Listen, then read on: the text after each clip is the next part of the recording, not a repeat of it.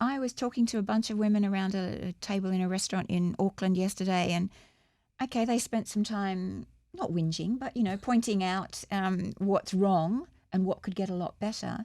But they also told amazing stories about things that are happening in the Anglican Church, things that are happening, Auckland-wide, things that are happening in Maori communities. So you probably don't hear about those things all the time. Mm-hmm. You do hear about the problems that women and girls face around the world. But again, there are women on the ground doing amazing things. And I guess what I want to do is tell those stories, to encourage other people to have a go, and also to be a voice.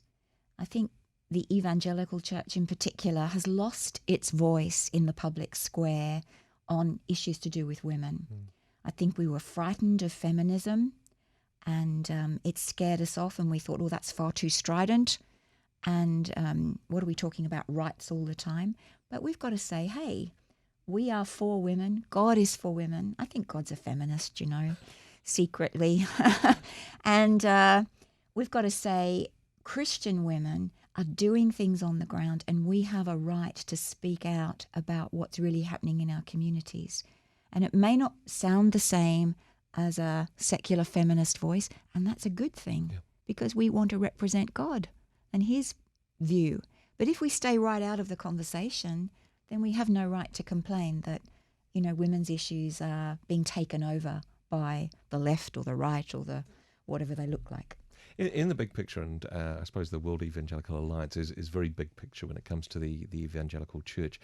How do we take what's happening at a local level and within our communities, or even in our families, and perhaps feel more connected with what's happening citywide, nationwide, or globally? What advice would you give perhaps to women who are listening to this saying, hey, that sounds great, but how do I plug into what's happening in a bigger picture?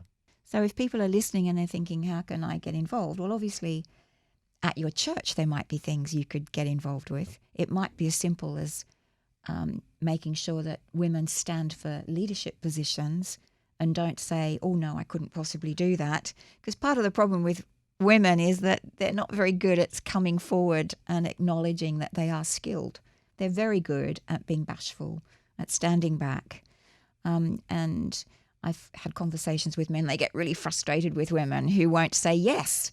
So our message to women is to say yes if you're asked to step up and do something. Have a go, because God may open up real doors and equip you totally, even though we feel inadequate at the time.